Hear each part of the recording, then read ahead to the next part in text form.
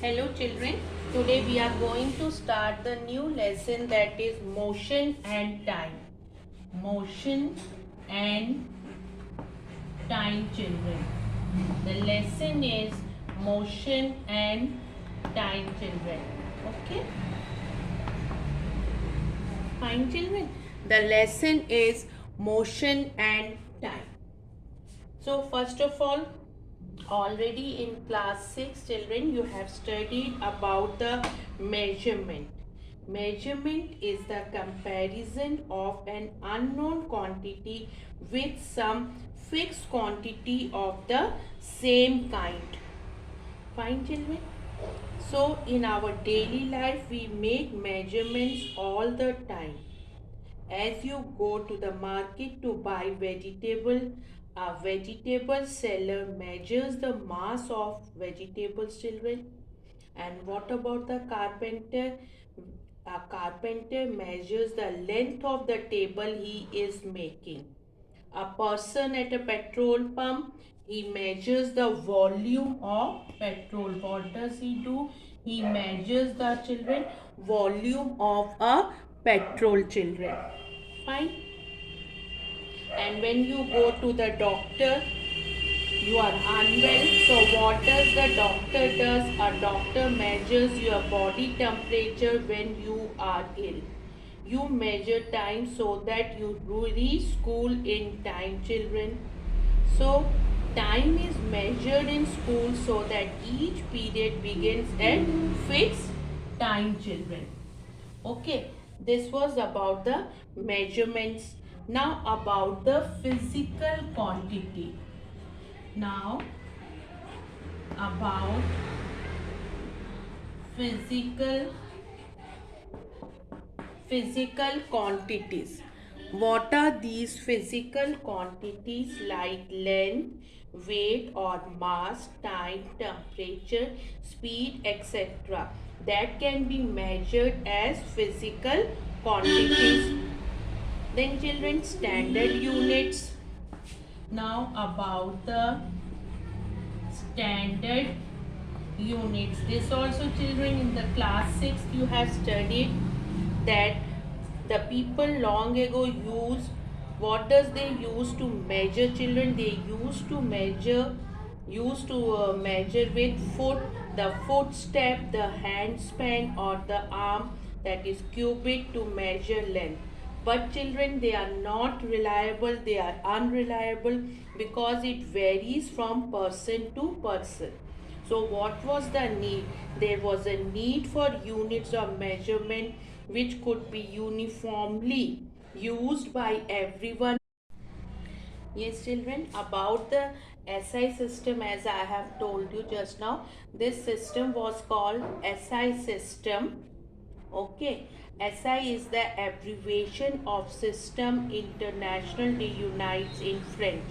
In this system, the standard units are meter. The standard units are meter. Children, it is kilogram, meter, kilogram and second. Okay, meter is for, meter is the unit of length, kilogram the standard unit of mass, and the second the standard unit of time. And meter, it is written as m, kilogram as kg and second as s, children. Okay. Then for the Kelvin, the standard unit of temperature is Kelvin, written as K.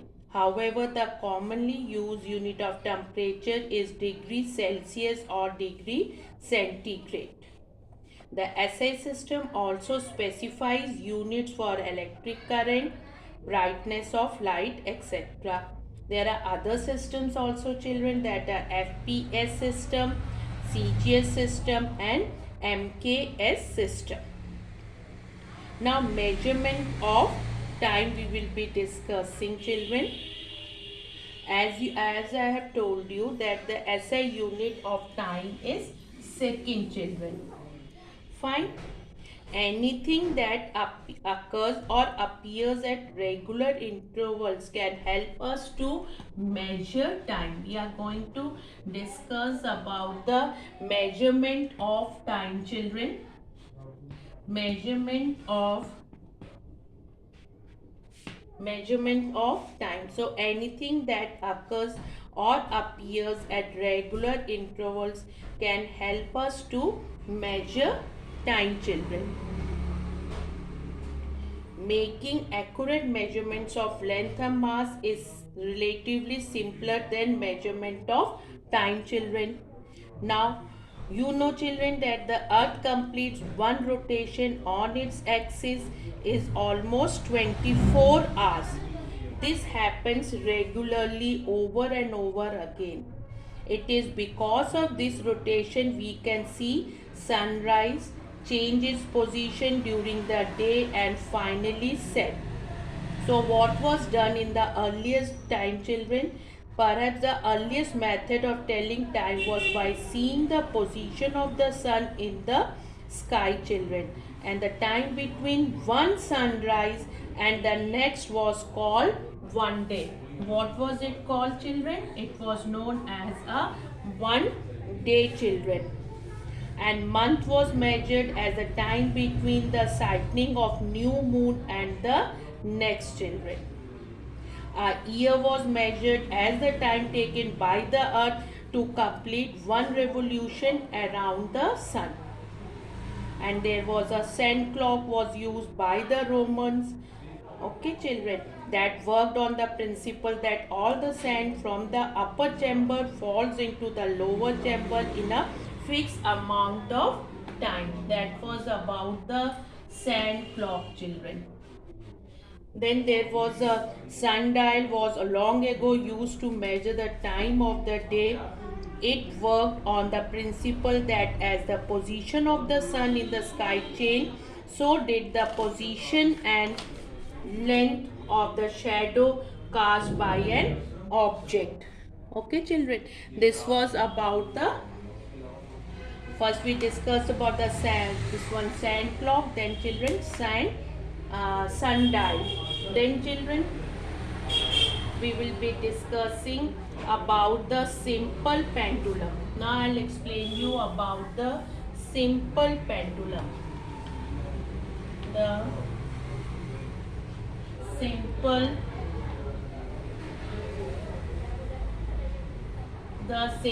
pendulum. Clocks that measure time accurately could be made only after the discovery of simple pendulum, children. So it was discovery was done of the simple pendulum by the Italian scientist, that was Galileo.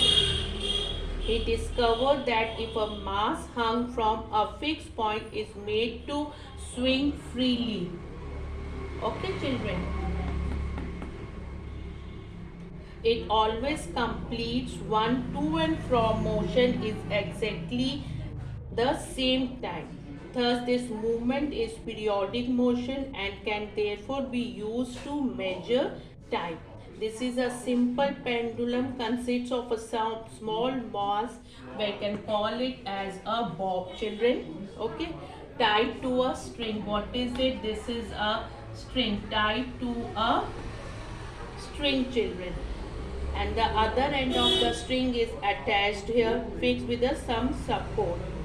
Okay, now when the pendulum is at rest, it is in its mean position O, children. If the bob is given a small push from its position of rest, the pendulum makes to and from movement. What does the pendulum move? To and from movements. Okay, children, it does to and from movements. Fine, children.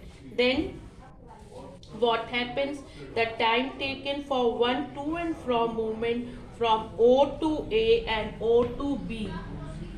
Okay, O to A and A here, then to B, children, and back to O, as shown in, is always the same. As shown in this figure, you can see, children, here it is O, A and B. From here O to A, then A to O, then O to B, then again come back to O, is always the same for a fixed length of the string.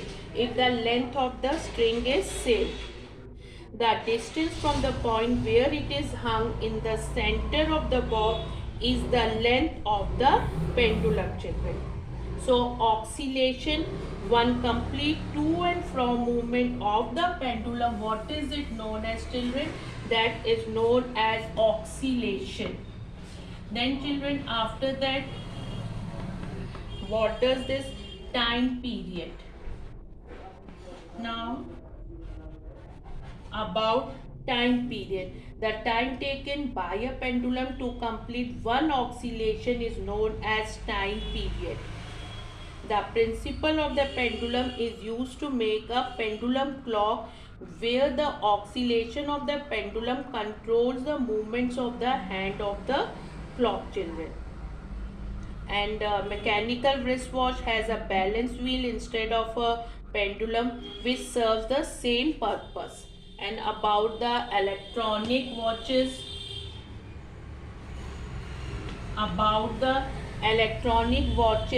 work on a different principle. These watches have the crystals of a substance, what are that are known as quartz. These crystals can vibrate very fast and at a very precise time. These vibrations are used to measure time accurately, children. A quartz clock is much more accurate than a pendulum clock. A stopwatch is used for measuring short intervals of time accurately, children. So we have today right now discussed about the measurement. Measurement is the comparison of an unknown quantity with some fixed quantity of the same kind, children. Then we discussed about the physical quantities are the quantities such as length, weight, time, temperature, speed that can be measured. After that, a standard unit is one that is uniformly used by everyone. There will be no variation, children. Then measurement of time requires something that acquires or appears at regular intervals. For example, rotation of the earth on its axis and to and fro motion of a pendulum. Then what is the time period? The time period of a pendulum with a constant length is fixed, children. Then the definition of a time period, the time taken by a pendulum for one to and fro movement. Then children, simple pendulum, a weight hung from a string, children. So today we have discussed these all things, children. Thank you so much.